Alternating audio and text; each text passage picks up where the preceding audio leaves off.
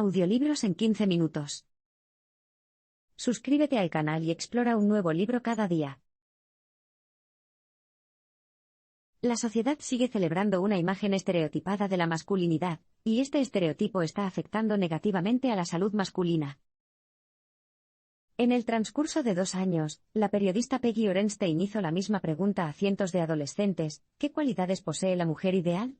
Esperaba escuchar una letanía de estereotipos estándar: cabello rubio, tetas grandes. Pero las respuestas de los chicos la sorprendieron.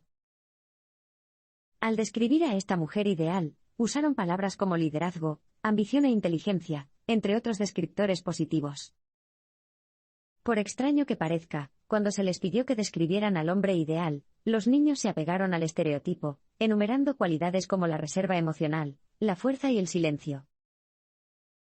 El mensaje clave aquí es: la sociedad todavía celebra una imagen estereotipada de la masculinidad, y este estereotipo está afectando negativamente a la salud masculina. La imagen estereotipada del hombre fuerte y silencioso está afectando de manera tangible y negativa la salud mental masculina. ¿Por qué? Bueno, la hemodiversidad, la capacidad de sentir y expresar un espectro de emociones, es clave para un funcionamiento mental saludable. Y la presión para suprimir las emociones limita gravemente la hemodiversidad de muchos niños.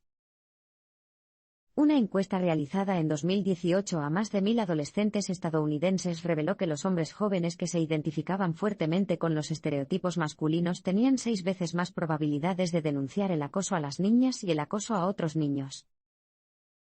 Además, eran más propensos que otros hombres al consumo excesivo de alcohol, a conductas de riesgo y a la depresión. Como muestran estas preocupantes estadísticas, cuando los hombres ignoran sus sentimientos, las consecuencias pueden ser extremadamente negativas. Sin embargo, a los niños se les socializa estrictamente para que no reconozcan sus sentimientos. El proceso de socialización de género comienza en casa. Los estudios muestran consistentemente que tanto las madres como los padres utilizan un vocabulario emocional menos variado, y muestran menos empatía cuando hablan con los hijos que con las hijas. Y continúa en la escuela. La psicóloga Judy E. Chu ha demostrado que los niños en edad preescolar a menudo todavía se sienten cómodos al demostrar su necesidad de conexión emocional con los demás. Sin embargo, en el jardín de infantes, la mayoría de los niños han aprendido a ocultar esa necesidad. Y a los 14 años, la mayoría de los niños temen que compartir sus sentimientos con sus compañeros varones los haga parecer débiles. La encuesta de 2018 reveló que las niñas creían que había muchas maneras de ser una niña. Los niños, por otro lado, informaron que se sentían presionados a ser fuertes, silenciosos y sin emociones. A veces, esta presión provenía de figuras de autoridad adultas, personas que disuadían a los niños de expresar tristeza o frustración diciéndoles que se hicieran hombres. A veces provenía de compañeros que utilizaban insultos feminizados, como vagina y perra, a niños que sí expresaban sus emociones. La imagen del hombre fuerte y silencioso no es algo que deba celebrarse, es un estereotipo de género tóxico que perjudica a los jóvenes. La exposición temprana a la pornografía está moldeando la sensación de placer, excitación y autoestima sexual de los niños. La gente no habla de ello. La gente apenas lo reconoce. Es tan tabú como lo puede ser un tabú y, sin embargo, en Internet es tan común como los gifs de gatos. Estamos hablando, por supuesto, de pornografía. Desde la llegada de Internet de alta velocidad, han proliferado sitios web como Pornhub, piensa en YouTube, pero de pornografía. Para los adolescentes de hoy en día, grandes cantidades de material pornográfico explícito están a solo un clic de distancia. Además, en promedio, la mayoría de los niños pequeños están expuestos a la pornografía mucho antes de tener relaciones sexuales por primera vez, o incluso de empezar a masturbarse. El mensaje clave en este abrir y cerrar de ojos es: la exposición temprana a la pornografía está moldeando la sensación de placer, excitación y autoestima sexual de los niños. La pornografía no siempre es dañina. Y cultivar una curiosidad sexual sana en la adolescencia es natural y positivo. Pero el hecho es que los niños de la generación del milenio y de la generación Z serán los primeros en pasar la adolescencia con un acceso tan fácil a tanta pornografía, y la evidencia sugiere que está haciendo más daño que bien. La pornografía no solo está más disponible que nunca, sino que es mucho más explícita. En una encuesta estadounidense, se descubrió que los niños tenían 3 veces más probabilidades que sus padres de haber visto pornografía dura con temas potencialmente desencadenantes, como el BDSM, la violación en grupo y la doble penetración. Todos los chicos entrevistados por Orenstein accedían a pornografía en línea con regularidad. A medida que se volvieron sexualmente activas, encontraron que las convenciones del sexo en la vida real eran difíciles de conciliar con las de la pornografía en línea. Dijeron que estaban preocupados por el tamaño de sus penes, y por si serían capaces de realizar los actos que habían visto en Internet. Y dijeron que participar en esos mismos actos a menudo generaba arrepentimiento y vergüenza cuando eran menos placenteros de lo esperado, lo que no es de extrañar, teniendo en cuenta que los actos sexuales extremos pueden resultar desagradables incluso para los artistas profesionales. Algunos lucharon por excitarse sexualmente con parejas de la vida real. Después de años de refinar las características que los despertaban, hasta la forma y el color de los pezones, mediante filtros de búsqueda, tuvieron problemas para excitarse con cualquier característica que no estuviera dentro de esos parámetros. Por último, y lo que es más inquietante, si bien todos los chicos con los que habló Orenstein entendieron la necesidad del consentimiento, muchos admitieron haber visto pornografía reacia, en la que la actriz se resiste o es obligada a realizar un acto sexual antes de sucumbir a su placer. Es hora de que los padres y los educadores aborden con franqueza la pornografía cuando hablan de sexo con los niños. La pornografía no es necesariamente dañina, pero, cuando distorsiona las expectativas y los encuentros sexuales de la vida real, ciertamente puede serlo. La cultura de las relaciones sexuales no permite la intimidad emocional. Aplicaciones de citas, aventuras de una noche llenas de alcohol, mañanas incómodas después, los adolescentes y adultos jóvenes de hoy aparentemente han deslizado el dedo hacia la derecha en la cultura de las relaciones sexuales, una cultura que fomenta el sexo casual pero desaprueba el apego emocional o el compromiso. Sin embargo, esta cultura tiene costos reales.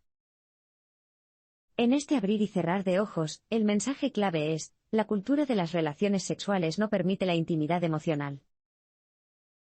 Para muchos de los chicos con los que habló Orenstein, las conexiones casuales no fueron emocionalmente gratificantes. Por otra parte, la intimidad emocional no era el punto. De hecho, en la cultura de las relaciones heterosexuales, mantenerse distante y casual es clave. La socióloga Lisa Wade dice que esta cultura exige un descuido obligatorio. El objetivo aquí es el sexo sin vulnerabilidad ni apego. Los niños que no lo hacían de manera informal, por ejemplo, expresando sentimientos por su pareja o dudas sobre su propio desempeño, informaron que sus compañeros varones los condenaban al ostracismo y los ridiculizaban. ¿Por qué los niños están tan interesados en evitar adjuntar emociones al sexo? Tal vez porque el estereotipo del hombre sexualmente activo, sin mencionar que tiene confianza sexual, en edad universitaria es tan persistente.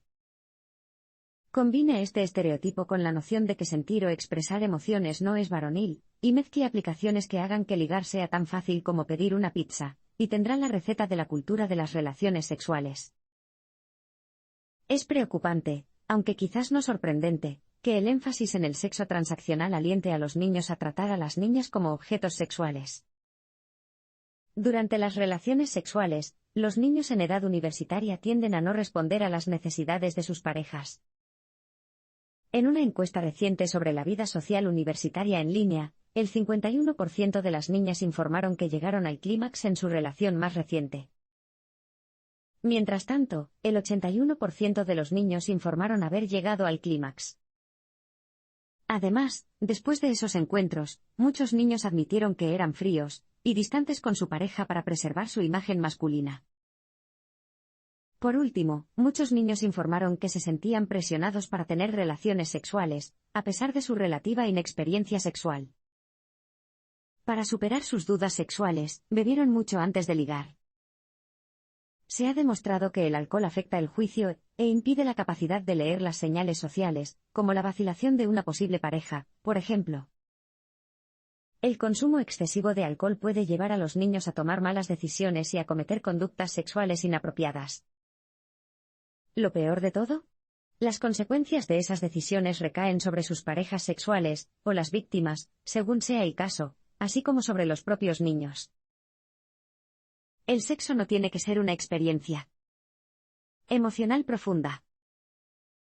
Sin embargo, una cultura que no permite ninguna intimidad emocional en los encuentros sexuales tiene un impacto negativo tanto en los adolescentes como en sus parejas sexuales. Para los niños gays, queer y trans, la exploración y la expresión sexuales siguen siendo complicadas, y eso debe cambiar. En los Estados Unidos, la tolerancia es una tendencia, especialmente en lo que respecta a la aceptación de la comunidad LGBTQ+. En 2004, por ejemplo, solo el 31% de los estadounidenses encuestados dijeron que apoyaban el matrimonio entre personas del mismo sexo. Para 2016, ese porcentaje había subido al 61%. Sin embargo, si bien la tolerancia está aumentando, no es universal. Los adolescentes LGBTQ+ siguen siendo más propensos que sus pares heterosexuales a verse afectados por problemas de salud mental, violencia doméstica y agresión sexual. Además, la falta de apertura y educación en torno al sexo sin penetración puede dificultar que los adolescentes queer exploren y acepten su identidad sexual durante la adolescencia. El mensaje clave en este abrir y cerrar de ojos es, para los chicos gays, queer y trans, la exploración y la expresión sexuales siguen siendo complicadas, y eso tiene que cambiar. En los Estados Unidos, el matrimonio entre personas del mismo sexo es legal, y series de televisión como Queer Eye atraen a millones de espectadores. Pero eso no significa que la vida sea fácil para los chicos gays. Es posible que una tendencia nacional hacia la aceptación de las personas LGBTQ+ no mejore de manera concreta las vidas de los adolescentes LGBTQ+ que viven en zonas conservadoras o evangélicas del país. Cuando Orenstein habló con chicos gays de estos orígenes, todos dijeron que se sentían inseguros al explorar su sexualidad. En las zonas rurales, conservadoras o evangélicas de la nación, Orenstein descubrió que los chicos homosexuales están recurriendo a aplicaciones de conexión como Grindr, a menudo cuando aún son menores de edad. ¿Por qué? En algunas comunidades aisladas, Grindr es la única forma de conectarse con otras personas de la misma orientación sexual. Para los adolescentes encerrados, la aplicación ofrece un espacio seguro para explorar su sexualidad de forma anónima. Irónicamente, al buscar un espacio seguro para la exploración sexual, muchos adolescentes homosexuales adoptaron conductas de riesgo, mintieron sobre su edad, por ejemplo, o se reunieron con extraños para tener relaciones sexuales. Los niños trans también enfrentaron desafíos en lo que respecta a la exploración sexual. Los chicos trans entrevistados por Orenstein se sintieron frustrados por la falta general de información sobre las relaciones sexuales sin penetración. Informaron que tenían dudas sobre cómo ellos, o su posible pareja, podrían experimentar placer sexual. Estas dudas les hicieron sentir vergüenza y ansiedad con las posibles parejas. La verdad es que, si bien hay un creciente apoyo a los derechos de las personas LGBTQ+, los modos de sexo aptos para personas homosexuales a menudo quedan fuera de la conversación. La educación sexual en los Estados Unidos tiende a centrarse en las relaciones sexuales con penetración, con énfasis en la reproducción. La educación sexual inclusiva sin duda beneficiaría a los adolescentes LGBTQ+. Pero, más que eso, una educación abierta e inclusiva sobre las muchas maneras en que las personas pueden encontrar placer sexual beneficiaría a todos los adolescentes. Existe un doble rasero en lo que respecta a la conducta sexual de los niños blancos y los niños negros. Desde el hip hop hasta la moda urbana, la cultura negra es apreciada por los adolescentes. Pero, ¿los adolescentes negros son apreciados en la sociedad? Los jóvenes negros enfrentan los mismos problemas con la masculinidad tóxica que sus compañeros blancos. Sin embargo, la forma en que sus compañeros y la sociedad perciben su negritud puede complicar aún más su expresión sexual y sus experiencias. En este abrir y cerrar de ojos, el mensaje clave es: hay un doble rasero en lo que respecta a la conducta sexual de los niños blancos y los niños negros. Muchos de los niños negros en edad universitaria con los que habló Orenstein se sintieron aceptados en el entorno universitario. Pero, irónicamente, notaron que a veces se sentían aceptados por las cualidades estereotipadas que les atribuían sus pares blancos, como la destreza sexual, la confianza, la frialdad y el atletismo, más que por las cualidades que apreciaban en sí mismos. Estos atributos estereotipados encajan perfectamente en una imagen del hombre ideal que se ajusta al género. Sin embargo, todos los chicos negros entrevistados por Orenstein observaron que, a los ojos de sus pares blancos, estas mismas cualidades también podían percibirse como amenazantes. Su confianza podría interpretarse fácilmente como agresión, su atletismo como una amenaza física. Los estereotipos racistas de los hombres negros como depredadores sexuales han persistido en Estados Unidos durante siglos. Todos los chicos negros con los que habló Orenstein expresaron la opinión de que, si fueran denunciados por conducta sexual inapropiada, se enfrentarían a un castigo más severo que sus pares blancos. Las estadísticas sobre agresiones sexuales en campus universitarios en Estados Unidos no están desglosadas por raza. Sin embargo, hay pruebas de que, en las instituciones mayoritariamente blancas, los hombres negros son denunciados por conducta sexual inapropiada en tasas proporcionalmente mucho más altas que los hombres blancos. También muestran que las niñas blancas tienen más probabilidades de denunciar a un niño negro por conducta sexual inapropiada que a un niño blanco. Las niñas negras, por otro lado, tenían proporcionalmente más probabilidades de sufrir agresión sexual que sus compañeras blancas, y muchas menos probabilidades de denunciar cualquier agresión. Las denuncias de conducta sexual inapropiada siempre deben tomarse en serio, independientemente de la raza del presunto agresor. Y las niñas siempre deben sentirse seguras al denunciar las agresiones sexuales. Pero los chicos negros con los que habló Orenstein tampoco se sentían seguros. Según los informes, dudaron en salir con chicas en las fiestas, incluso con chicas que expresaron un interés sexual explícito en ellas. Los estereotipos racistas, junto con la desigualdad estructural, limitan sus posibilidades de experimentar sexualmente de manera productiva y saludable. Muchos adolescentes varones no obtienen correctamente el consentimiento sexual. La noche es joven y tú también, y solo quieres bailar, bailar, bailar. Nunca antes habías estado en una fiesta tan buena. Todos tus mejores amigos están aquí, y tú has tenido 2, ¿o son 3? Bebidas fuertes. Y ahora, de repente, una atractiva desconocida te coge de la mano, y te arrastra a la pista de baile. Bailan, hablan y terminan yendo a casa juntos. ¿Ahora qué?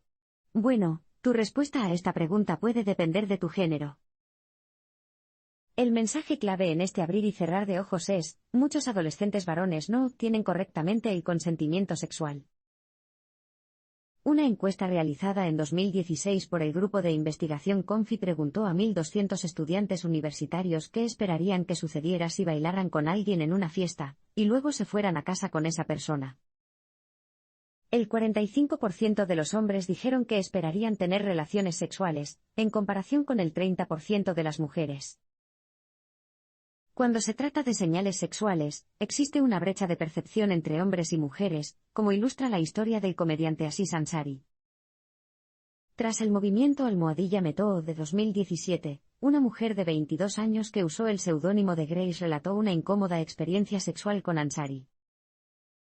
Los dos habían tenido una cita, él había pedido sexo, ella se había negado, la había presionado y, finalmente, ella se había rendido. Después de que esta historia se hiciera pública, muchas otras mujeres compartieron experiencias similares de haber sido presionadas para que dieran su consentimiento. Seamos claros, el consentimiento forzado no es consentimiento. Pero, ¿entienden esto los adolescentes? Teóricamente, sí. Pero no están aplicando la teoría a la práctica. En 2015, la socióloga Nicole Vedera encuestó a más de 1.000 adolescentes sobre el consentimiento. Todos los niños entendieron el concepto de consentimiento entusiasta, y que había situaciones en las que no se podía dar el consentimiento. Sin embargo, durante el período previo a su encuentro sexual más reciente, solo el 13% había entablado una conversación sobre sus intenciones. Y la mayoría de estas conversaciones fueron iniciadas por los socios de los encuestados. Los niños también tendían a ampliar el concepto de consentimiento para adaptarlo a situaciones en las que no se había obtenido el consentimiento verbal. Interpretaron las señales no verbales, como sonreír o hacer contacto físico, como signos de atracción sexual. Para algunos niños, estas señales incluso constituían un consentimiento. Parece que, cuando existe la expectativa de que se lleven a cabo relaciones sexuales, los niños pueden descuidar el concepto del consentimiento u obtenerlo por medios coercitivos. Este descuido puede tener consecuencias traumáticas para sus parejas sexuales. Los padres y los educadores tienen el deber de decirles a los adolescentes que nunca tienen derecho a tener relaciones sexuales, y que el consentimiento forzado o no verbal no es consentimiento en absoluto. Los niños también pueden ser sexualmente vulnerables. Los niños serán niños. Al amparo de esta frase tan usada, los niños pueden salirse con la suya en casi cualquier cosa, desde tirar de la cola de caballo a las niñas en el patio de recreo hasta meterse en peleas a puñetazos. Pero hay una cosa en la que no pueden salirse con la suya: ser vulnerables. La sociedad nos condiciona a ver a los hombres como agresores, no como víctimas. Y alienta a los hombres a actuar como agresores, no como víctimas. Pero, como siempre, estos estereotipos no cuentan toda la historia. El mensaje clave de este parpadeo es: los niños también pueden ser sexualmente vulnerables. La agresión sexual en los campus universitarios es un problema grave. Sin embargo, las víctimas de agresión sexual no siempre son mujeres. Un estudio realizado en 2017 con estudiantes de la Universidad de Columbia descubrió que el 22% de los estudiantes habían sufrido una agresión sexual durante su estancia en el campus. De ese 22%, el 80% eran mujeres. El resto eran hombres. En el estudio de Columbia, muchas víctimas masculinas informaron haber sufrido insinuaciones sexuales no deseadas, contacto inapropiado o manoseos. Algunas también denunciaron agresiones con penetración, en las que quedaron incapacitadas físicamente o se las incitó verbalmente a mantener relaciones sexuales con su agresor. En el 60% de estos casos, el agresor era una mujer. Tras una agresión sexual, los niños suelen darse cuenta de que su trauma no se toma en serio. ¿Por qué no? Por las tóxicas normas de género masculinas que sugieren que los hombres siempre quieren sexo, sin importar el contexto. Los niños que describieron sus agresiones a sus compañeros fueron recibidos con felicitaciones más que con simpatía. La disparidad entre las experiencias de agresión de niños y niñas es particularmente aguda en los casos de estupro. ¿Un profesor adulto tiene una aventura con una menor de edad? Es un pervertido que merece estar en prisión. ¿Una maestra de adultos tiene una aventura con un menor de edad? Chico afortunado. La idea de que los niños siempre quieren tener relaciones sexuales y, por lo tanto, no pueden ser víctimas de agresión sexual, está consagrada en la cultura estadounidense. Desde The Graduate hasta American Pie, las películas muestran las relaciones entre mujeres mayores y adolescentes desde una perspectiva positiva, incluso cómica. Sin embargo, la realidad es mucho más oscura. En los Estados Unidos, hasta 1 de cada 6 niños sufrirá una agresión sexual antes de cumplir los 18 años. Sin embargo, nuestra imagen limitada de la masculinidad no nos permite imaginar a una víctima masculina, un hombre impotente, vulnerable o sexualmente reacio. Los niños que son víctimas de mujeres abusadoras son especialmente antitéticos a la norma masculina. Mientras nuestras nociones de masculinidad no tengan en cuenta las víctimas masculinas, seguiremos privando de sus derechos a los hombres sobrevivientes de agresiones. Los padres y los educadores deben hablar abierta y regularmente con los niños sobre el sexo. Es difícil saber qué tipo de hombres serán los niños de hoy en día. Después de hablar con una amplia muestra representativa de adolescentes, Peggy Orenstein descubrió muchos aspectos positivos de la infancia contemporánea. Los niños de hoy están informados sobre el consentimiento, y son progresistas cuando se trata de abrazar el feminismo y los derechos LGBTQ+. Al mismo tiempo, se les enseñan ideas anticuadas sobre la masculinidad, se les socializa para reprimir sus emociones, y se les expone a más contenido pornográfico gráfico que cualquier generación anterior a ellos. Además, viven en un país cuyo presidente se jactó de agarrar a las mujeres por la vagina, y donde un juez de alto perfil fue elegido miembro del Tribunal Supremo tras ignorar las graves denuncias de agresión sexual. ¿Cómo pueden los padres y los educadores ayudar a estos niños a convertirse en buenos hombres, hombres que se respetan a sí mismos, a sus parejas sexuales y a las personas que los rodean? El mensaje clave de esto, el último parpadeo, es: los padres y los educadores deben hablar abierta y regularmente con los niños sobre el sexo. Además de hablar abiertamente con los niños sobre el sexo, los padres y los educadores deben ampliar los parámetros en torno al sexo como tema de debate. El sexo no es solo sexo con penetración. El sexo puede significar tocar a tu pareja por placer, practicar sexo oral o anal o estimularla digitalmente, y eso es solo para empezar. Más que eso, el sexo no es solo un acto físico. Hablar de sexo con niños significa hablar sobre el consentimiento, el respeto, la socialización de género, la expresión de género y la orientación sexual. Significa hablar sobre cómo pueden satisfacer física y emocionalmente los deseos y necesidades de su pareja, y alentarlos a que también se pongan en contacto con sus propios deseos y necesidades. Si eres un padre o una figura paterna, no caigas en la trampa de darle el discurso a tu hijo. Sus obligaciones de enseñarle sobre el sexo no comienzan ni terminan con una discusión. Asegúrese de hablar sobre el sexo, y todos los problemas emocionales y éticos que lo rodean, con franqueza y regularidad. Si todo esto te parece potencialmente incómodo, bueno, probablemente lo sea, especialmente si también te han socializado para reprimir tus emociones, y evitar hablar de sexo con amabilidad y honestidad. Pero, si queremos que los jóvenes valoren la honestidad y la apertura emocional, debemos modelarlas nosotros mismos.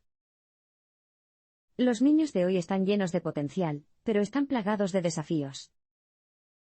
Si quieren superar esos desafíos y alcanzar ese potencial, debemos guiarlos comunicándonos, preocupándonos y teniendo el coraje de enfrentar nuestra propia incomodidad.